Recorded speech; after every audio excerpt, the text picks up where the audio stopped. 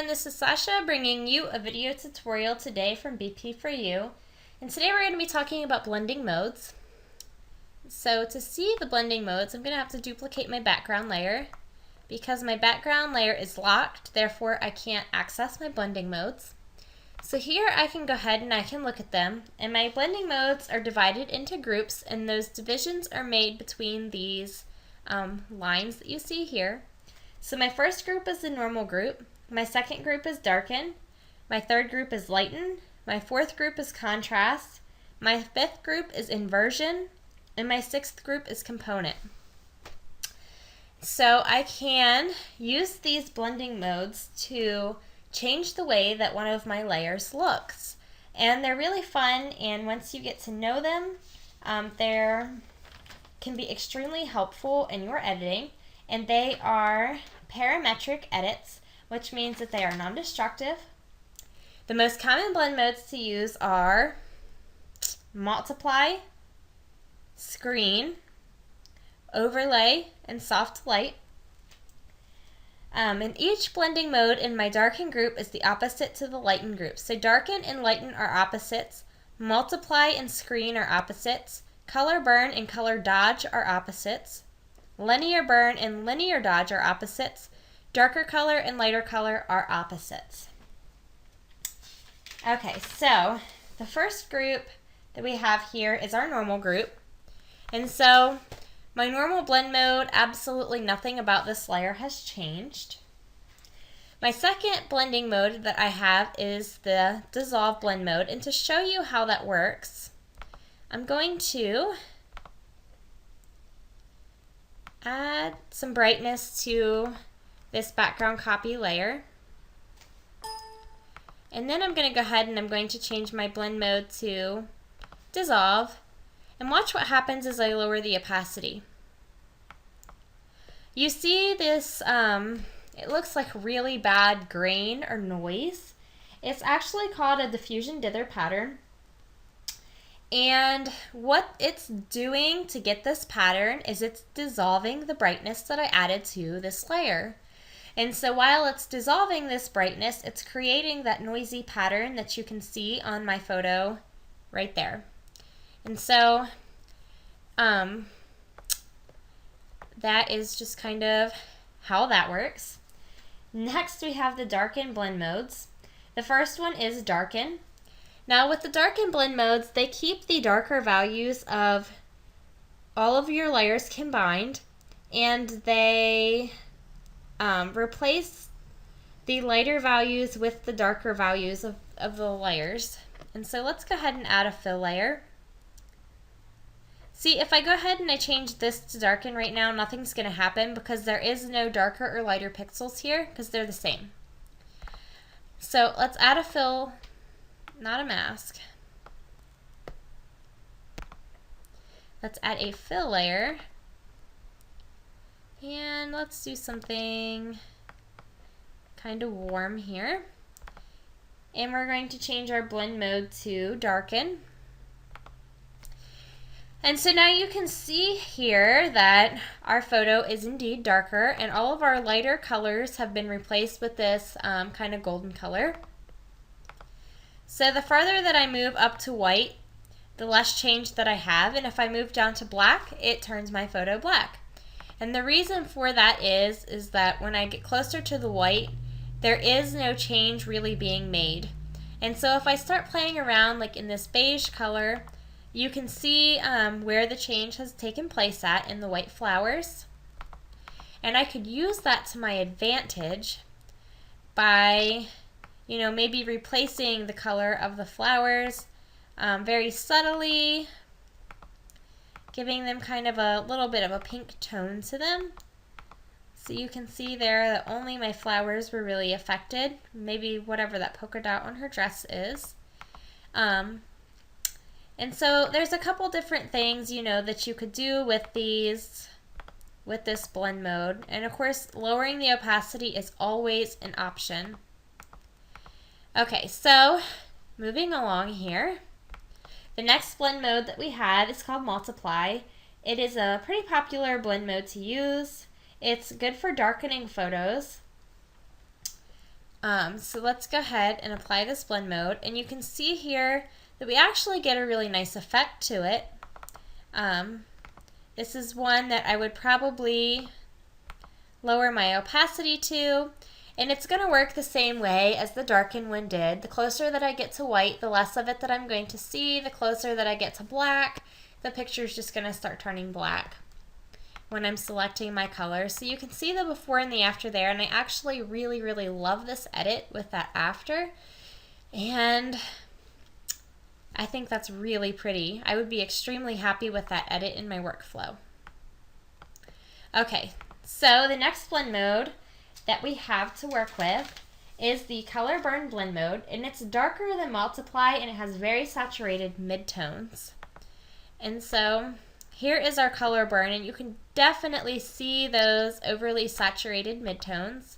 And so I would probably turn that down, and I would be extremely happy with this edit in my workflow as well.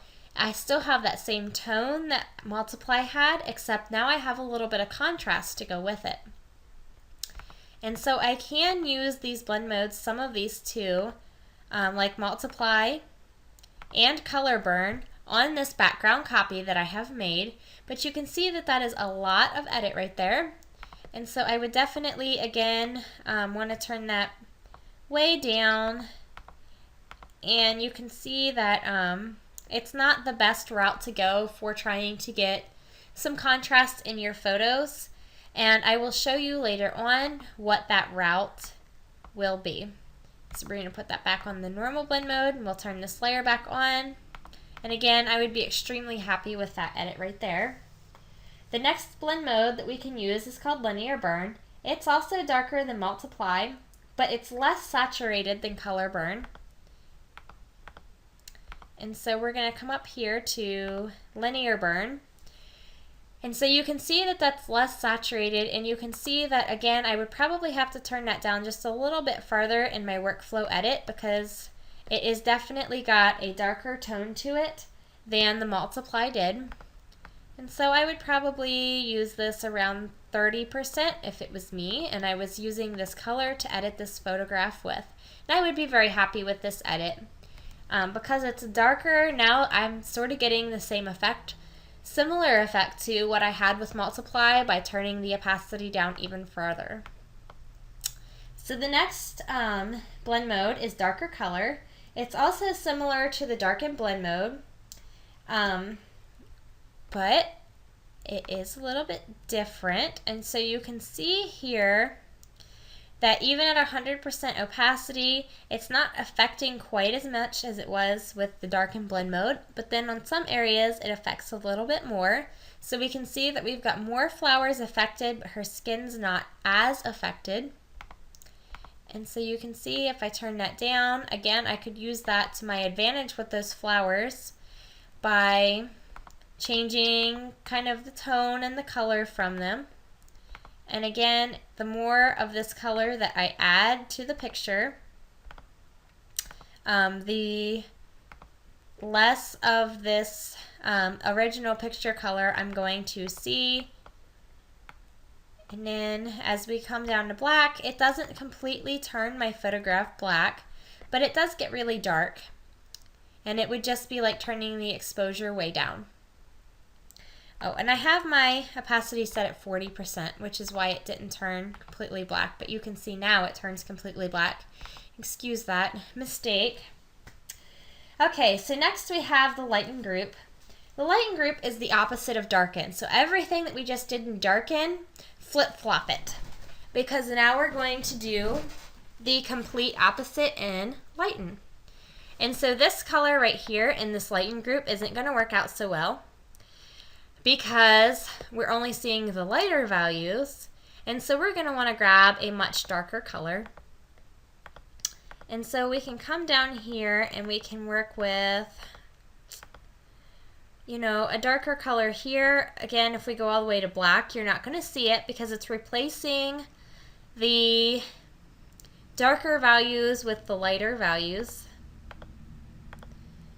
So you can see here that this is, if I were to go to white, it would just replace all of that with my lighter value. And so As we come along and we stroll down through here, I could get something maybe that looked a little bit like this. And that doesn't make too much of a change, so let's make it a little lighter. There we go. I can definitely see the change there. And you can almost get a sort of matte effect from some of these light and blend modes by replacing the darks with these. They're still kind of dark colors in my opinion, but they're lighter dark colors. And so by replacing those with those lighter dark colors, we can get sort of almost like a matte effect from some of these. So let's move down to screen. And screen is similar to lighten, but it's a lot brighter. And you can see that it affects more of our photo as we turn that on and off. My favorite thing to do with screen is to get what I like to call colored haze, because if you look here, I feel like there's almost a haze over my photos. And so if I turn that down, I still get that effect, and I get that nice warm tone as well to my photograph, and I'm almost getting a similar effect to what I got when I applied the multiply blend mode, since I'm still in the same hue as I was before. So that's something to kind of keep in mind. The next one is color dodge, and it's brighter than screen. It's intense and it's contrasty, and it has saturated midtones and blown highlights, which is exactly the opposite of what we did with color burn. And so here we've got the color dodge, and again, as we pull down through here, you're not going to notice as much of a change, if any. I'm kind of liking this right here, even at 100% opacity. I'm sort of really liking what that has just done to my photo, and I would be very happy with that edit. The next one that we have here is linear dodge. It's brighter than color dodge, but it's less saturated and it's less intense as far as the midtones and the highlights. And again, here I would be extremely happy with this, even at 100%, and what it has done. I would probably turn it down just a little bit. Right there, about 75% is absolutely perfect. And I would be so happy with this as an edit to my photograph. Okay, so the next blend mode is light and color. It's similar to the light and blend mode, but it, well, we've got two. Okay, it's similar to the light and blend mode, but the further up here that we get, the more of the, if we were to turn this and use white, again, just like the light and blend mode, it would turn our picture completely white. And the further we come down here towards the black, we're going to get that black. And again, you can see that kind of matte look that we're getting to our photos. So I need to come right about here. I need to lighten it up more than what I was doing before, but you can see it's really going in here with these blacks. So to fully show you, I might want to pull it right about there. There we go. Now you can see a lot more of what it's doing. And if I were to use this, I'd probably mask it off their eyeballs, just for my own personal taste. But again, you're kind of getting a colored matte effect. And you could go through with all of the different colors and the different hues, and you could make that look, again, however you wanted that to look. So there you can see that as well. Okay, so stay tuned for part 2, and where we will pick back up with the contrast blend mode group. And until then, happy editing!